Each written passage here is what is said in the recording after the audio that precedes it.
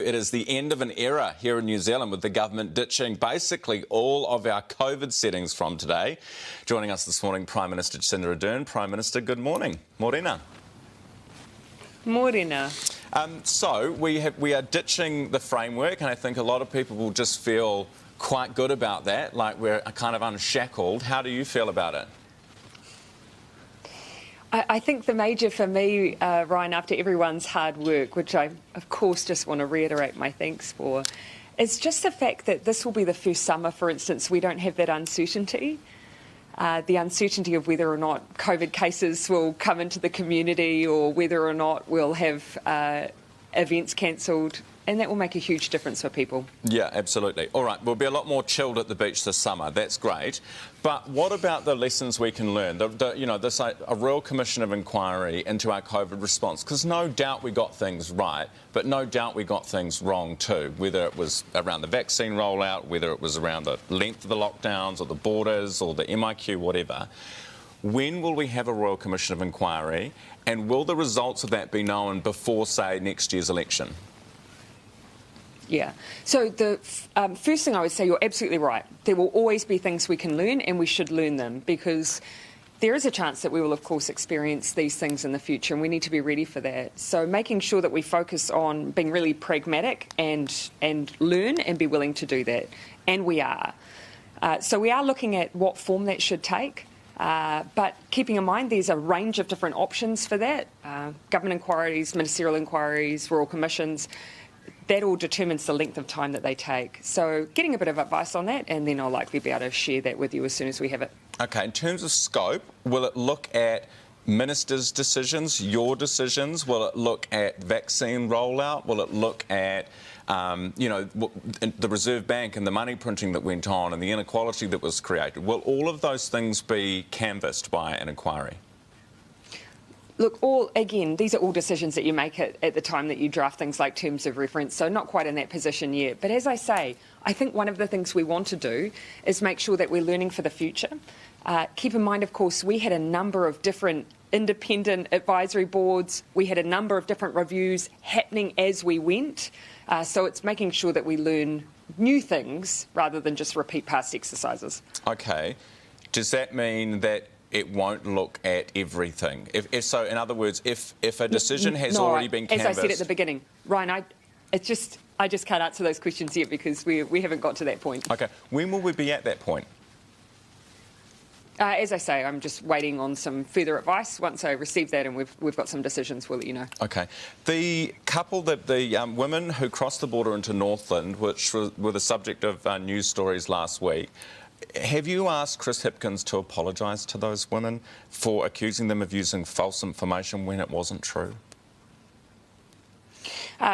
No, I haven't, but I have, of course, heard him acknowledge that at that time there were a number of things circulating that we were very clear not to perpetuate and to question when they were put to us, to make sure that people knew that we did not have full information. And as he said, we did acknowledge at close to the time when there were mistakes made. Yeah, I know, but just because you say we can't be sure, but we think he's a bank robber, people are going to think he's a bank robber. And of course, we never made those statements. And there were other rumours, I remember at the time, that were just wrong, that we did push back on. And we were very clear when answering questions around things like the details of the passes when we didn't have full information. Yeah, but again, that's what he said was, I can't be sure about the information I have, but we believe that they used false information to obtain the passes. We know they didn't use false information to obtain the passes. If you're saying that they don't deserve an apology because there was a caveat around it that we couldn't be sure... No, that's not what I'm saying. He also acknowledged when we said that there was information that was incorrect. And at the time, Ryan, keep in mind, this was a year ago when we were fully aware that there were going to be human errors and mistakes made, and we acknowledged that. But only now. Forgive me, I can actually hear myself repeating in my ear everything I say, so...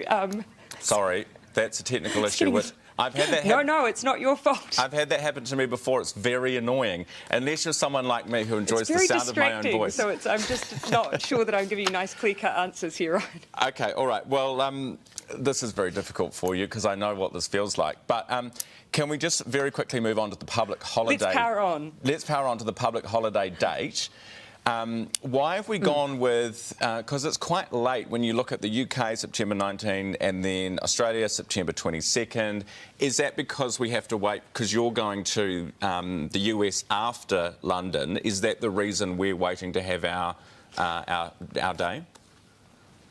No, not the primary reason. In fact, we were fully open to that occurring without me.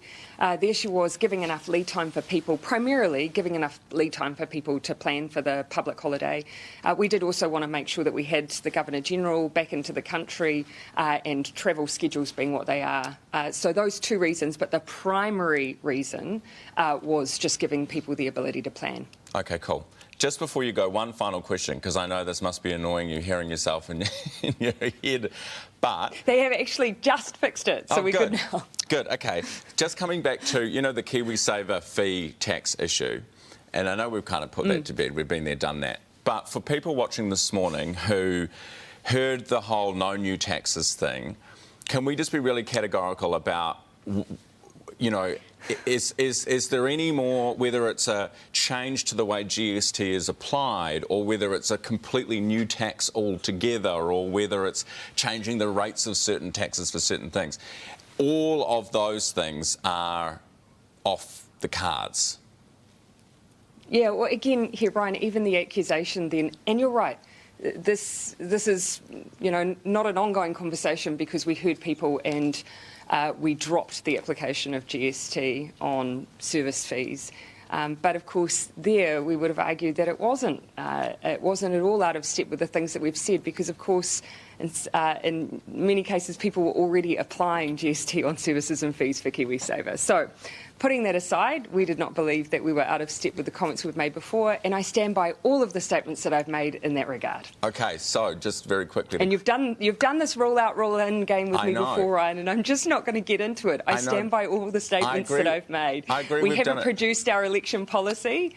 And when we do, I'm happy to have those debates with you. Okay, but I've already said what we will and won't be doing while I'm in this job. I hear you, but do you know what? I didn't do the game well enough last time, clearly, because what you... Well, no, as I just pointed out to you, this was about GST where it was already applying for New Zealand fund managers, but it was not being applied fairly by, in often cases, larger fund managers. So that is, of course, why we believed it was an evening of the playing field. People took a different view. We dumped it. All right, an interesting distinction. Prime Minister, thank you very much for your time this morning. Really appreciate it. Sorry about the technical issues.